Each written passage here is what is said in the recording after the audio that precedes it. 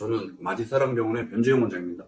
오늘은 발 뒤꿈치 통증의 가장 흔한 원인이 되는 후종골염에 대해서 어떤 병이고 어떻게 진단을 하고 또 어떻게 치료하는지 일반적으로 후종골염으로 고생하는 분들한테 도움이 될 수 있는 영상을 준비를 했습니다.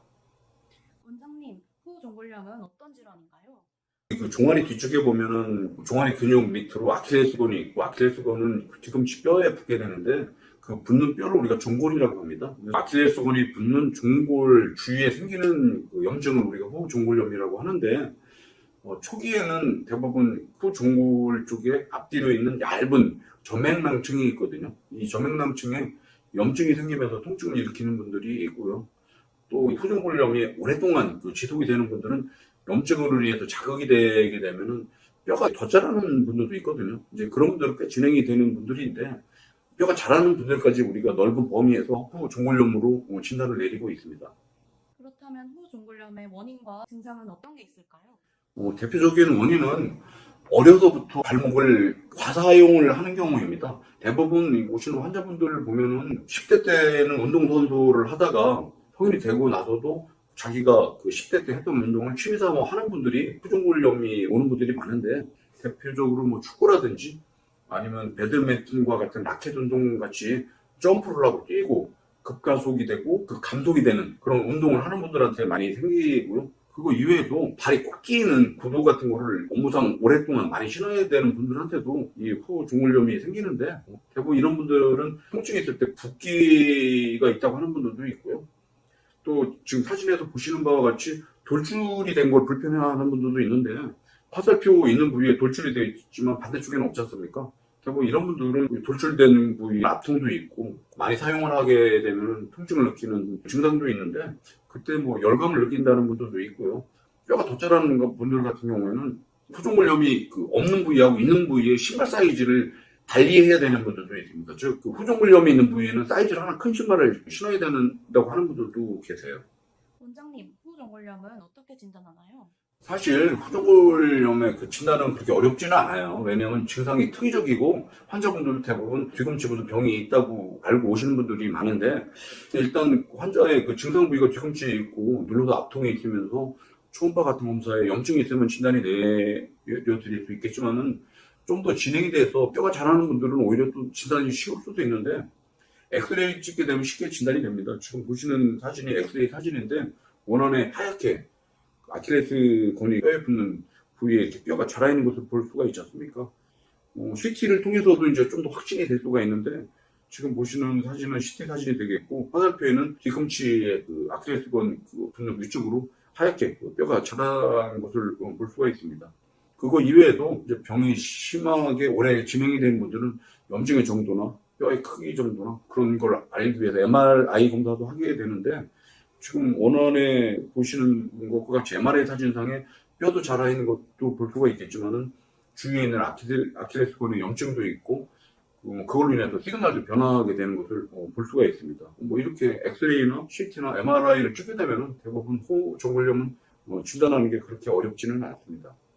후종골염은 어떻게 치료해야 하나요? 초기라면은 그렇게 치료가 어렵지는 않은데, 아마 종골염을 보는 의사분들이 경험이 많지 않거나 그래서 치료가 잘 안 되는 게 있다고 저희는 보거든요. 일단은 뼈만 자라지 않았다면 치료는 어렵지 않고, 그 치료 방법은 염증을 치료하는 곳이 우선시 되는데, 일단 대표적으로 세움제를 복용을 할 수도 있겠지만은, 저희 같은 경우는 좀 더 이게 확실한 통증을 해결하기 위해서 직접 후종골염 점액낭 쪽에 증식치료 같은 주사 치료를 해서 좋아질 수가 있습니다. 근데 여러분들이 이제 한 가지 알아두셔야 될 것은, 만약에 뼈가 자라 있다면은 그때부터는 치료가 잘 안 되거든요. 특히 이 자라 있는 뼈가 종골로부터 분리가 되는 분들이 있어요. 뼈가 자라면서 원래는 종골에 연결이 돼 있다가 많이 사용을 하고 무리가 되다 보면 그 연결이 분리가 되는 분들이 있거든요. 그때는 치료가 잘 안 되고, 그런 경우에는 저희는 수술을 권하는데, 그 이유는 뭐냐면 수술밖에는 방법이 없어요. 이게 이렇게 흔한 병은 아니지만은 저희들은 이 수술 예가 곧잘 있는데,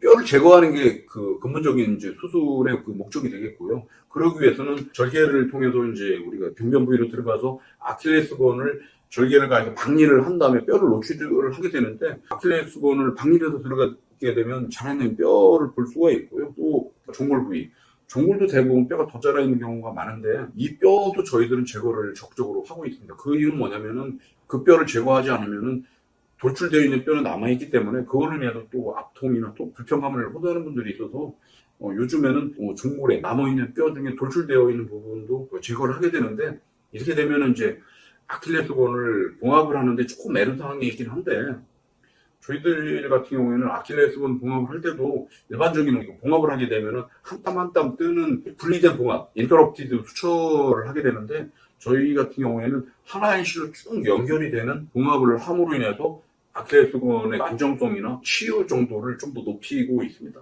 앞서 말씀드렸듯이 뼈를 제거한다고 말씀드렸지 않습니까? 근데 막상 제거를 하고 나면은 엑스레이상에 보이는 것보다는 그 사이즈가 좀 더 꽤 크거든요. 그 이유는 엑스레이상에 보이는 건 뼈만 보이는데 실제 들어가 보면은 뼈 주위에 역물 성분들이 같이 있거든요. 근데 그런 역물 성분들은 엑스레이상에 안 나오다 보니까 엑스레이상에 보면은 1cm, 1.5cm 정도 되는데 막상 제거하고 나면은 한 2cm 정도 되는 그런 사이즈로 보이고 있습니다. 원장님, 수술할 때 아킬레스건을 박리한다고 하셨는데 그걸로 인해서 수술 후에 후유증은 없을까요? 그게 수술하는 의사 입장에서는 좀 부담이 되는 건데 멀쩡한 사람들도 아킬레스건이 끊어지기도 하지 않습니까? 근데 아킬레스건을 절개를 해서 다시 이제 봉합을 하는 과정을 거치게 되니까 가장 중요한 것은 아킬레스건을 박리할 때 가능하면 골 부착 부위를 덜 손상을 하게 하는 것이 중요하고 또 한 가지는 아까 말씀드렸듯이 봉합을 할 때 그 런닝 수출을 해서 연결성이 쭉 유지가 될 수 있게 봉합을 하는 방법 또 하나가 있고요. 마지막 하나로서는 요즘엔 저희가 봉합을 하고 나서 아킬레스건이 좀 더 확실하고 빨리 치유가 될 수 있게 콜라겐 주사 치료를 같이 하는데 이런 몇 가지 방법을 통해서 저희가 그 후유증을 예방하고 있습니다. 후종골련 수술의 결과는 어떤가요? 수술 결과는 꽤 좋아요. 왜냐면 환자분들이 워낙 아파했었기 때문에 그 통증이 없어지는 것만 해도 아주 만족을 하거든요. 근데 저희들 같은 경우에는 이제 경험이 쌓이면서 요즘엔 좀 더 결과 목표치를 높였는데 앞서 말씀드렸듯이 뼈 조각을 제거하고 남은 아래쪽에 종골 쪽에 있는 뼈도 확실하게 제거를 해 주어서 2차적인 통증도 개선도 하고요. 그다음에 신발 사이즈도 커진다고 했지 않습니까? 가능하면 신발을 같은 사이즈를 신을 수 있게 뒤꿈치 뼈를 확실하게 제거를 해주고 있는데 지금 보시는 것이 수술 전후 엑스레이 사진이 되는데 아킬레스건이 붙는 그 자리에 도자란 뼈까지 제거가 된 것을 볼 수가 있고요. CT를 보시면은 도자라 있는 뼈가 모두 제거가 돼서 깔끔하게 경계가 이루어진 것을 볼 수가 있고 저희 같은 경우에는 수술 전과 후에 MRI 촬영을 하게 되는데 지금 보시는 것이 수술 전과 후에 MRI 사진이 되는데 수술 전에 있던 염증이나 골격이 수술 후에는 없어진 것을 볼 수가 있습니다. 끝으로 정리 말씀 한마디 해주세요. 후 종골연문사 이렇게 흔한 병은 아닌데 저희들이 드물지 않게 환자를 보는 이유는 아마 치료가 잘 안 돼서 그런 것으로 저희 보고 있거든요.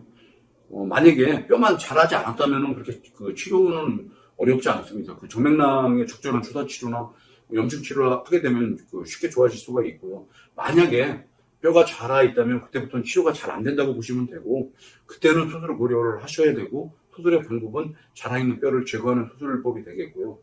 수술을 하게 되면은 아킬레스건의 손상을 최소화할 수 있는 수술법이나 수술하는 의사분들을 찾으셔가지고 수술하는 것을 권해드리고 싶습니다. 감사합니다.